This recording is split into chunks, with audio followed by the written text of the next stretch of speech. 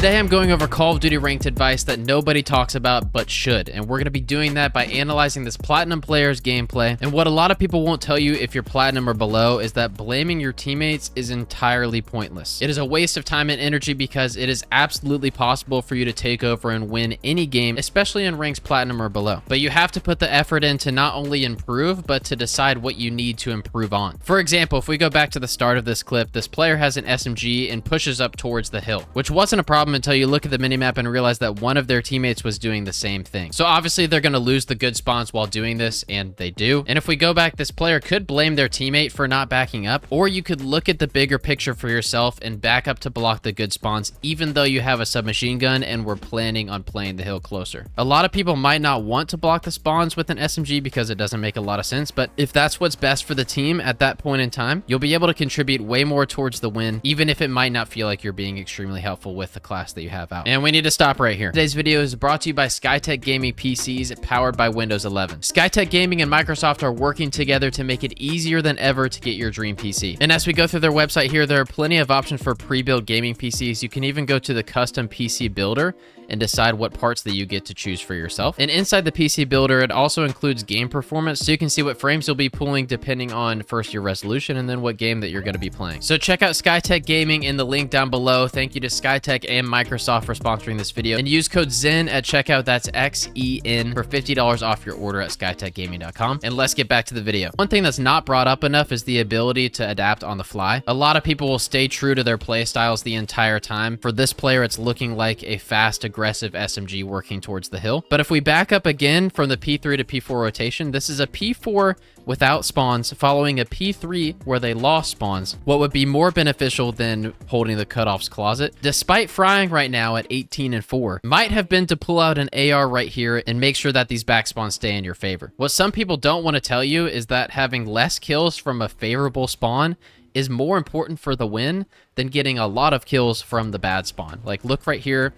This player is forced to push from the front of P4. There's multiple people just stacking the point, and they're walking into crossfires. Compare this to if they had swapped to an AR and played the back side of P4 to guarantee those spawns. It might have ended up in less kills and a less flashy kill-death ratio, but it also would have led to more hill time during the P4 and not having to stress out about hitting the hill from the front. Don't get me wrong, they're absolutely frying. They're getting 2 pieces to break the hill time, but the game is also more difficult right now than it needs to be. Let's see how they play this from the P4 to the P1 rotation.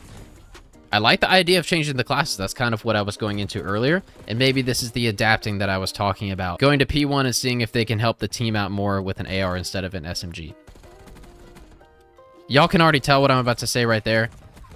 If you pulled out an AR in the first place, the reason that you're doing so is to hold power positions. If you get to top bed right here, the whole reason that you're doing so is because you have a line of sight looking down. Look, there's a person in hill at the bottom right. There's a person here at the bottom left. You completely get rid of your positioning and make yourself way more vulnerable by giving that up immediately and jumping out of top bed. It ends up working out. They get the kill low gem, but it would have been a lot easier if you just stayed top bed. Like, the game is more difficult right now, objectively more difficult right now in the hill than it would have been from the top pad positioning. Actually working towards P2. Let's see how they play this. Swap it to a sub, I don't mind. You want to get active in a P2. It's a more close range hill. This is not a problem at all. It's a good stun. This pause right here after getting the first kill, perfect. Look, they're waiting for a teammate to zip up, waiting for a teammate to push front. If they went right now, these players wouldn't be challenging at the same time, but just this split-second pause to hit the hill at the same time as that teammate, even though they don't get the kill, that is way better for the team because you want to minimize the amount of one-on-one engagements that the holding team has. Teammate pops a 3-piece, and they should have the spawns now, so they're good to hold this remaining 20. I see one on the minimap hitting kitchen. And see, that just reminds me of the top ed play that we were talking about earlier. You have this great positioning right here at top white steps. Fantastic positioning right here. Yes, there's a nade coming in. I'm assuming this player has flak, so the nade shouldn't be that much of a problem. But top white is such a great cutoff because you have the lower steps and you have the push for the top bridge, and you give that up by just jumping out. It works, but I promise you the only reason this is working right now is because this is a platinum lobby.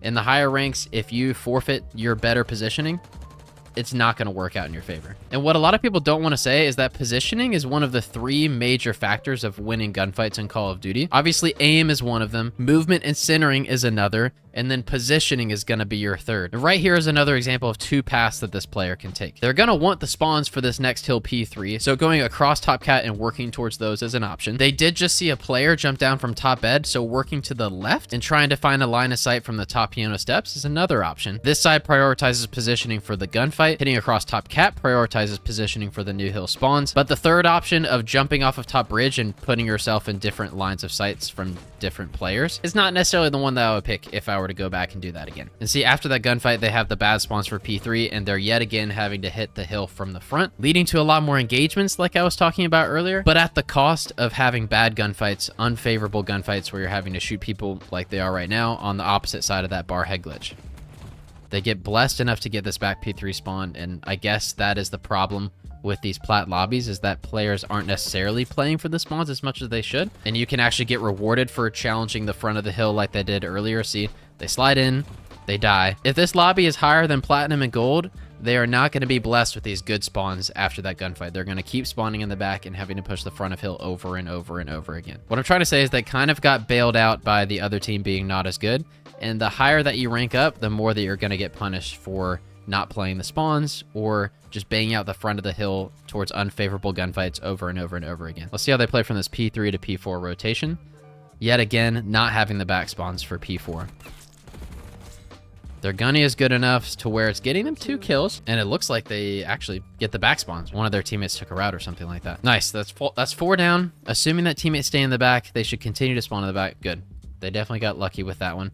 Let's see how they play this. See, again, this is another example of just kind of full sprinting towards the hill, beelining towards the hill and towards the action.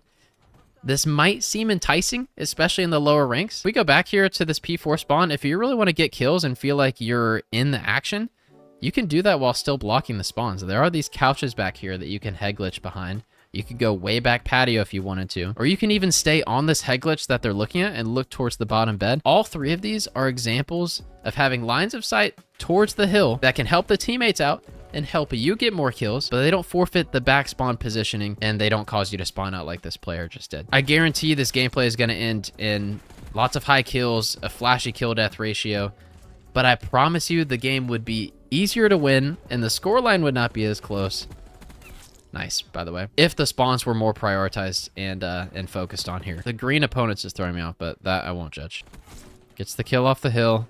Sees him on the minimap at low kitchen, and then probably going to be top P2. 4 people are on the hill right now, by the way. 4 teammates are locking down P1 right now. That's insane. So let's go back here and see what they could have done different. They are the first one in the action, so I don't hate the idea, right? I don't hate the idea of them falling into the hill and playing the time. However, this is another example of this player forfeiting the favorable positioning in order to get a kill and then get some time. If they look at the big picture, they are the one with a favorable positioning at top bed. Teammates are all staying lower. Now, if one of their teammates followed them and stayed top, that'd be one thing. But with how powerful this positioning is top bed, how much information you get from staying here, to give this up does not warrant stacking time. It would be much more beneficial to stay top bed, but that's okay. We'll go on to the next one. They stay in the back of P2. That's perfect.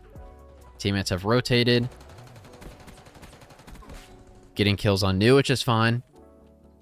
But their last teammate spawns out, so they're probably going to end up spawning out too. Yeah, they're going to spawn out low bed. P2 is a little bit more difficult to block the back spawns, and it's a little bit easier to hit from the front. So I don't necessarily hate that, but it just seems like they're kind of getting broken down right here. Correct me if I'm wrong. I'm not sure that this team has had the favorable spawns for any of these hills. They have strictly been winning this game by fighting from the front and getting the gunfights from the front. Maybe some lucky P4s they've held the spawns. But really, though, I mean, it's strictly gunfight wins that have been winning them this game so far. I like this rotation into P3. This is the side that you want.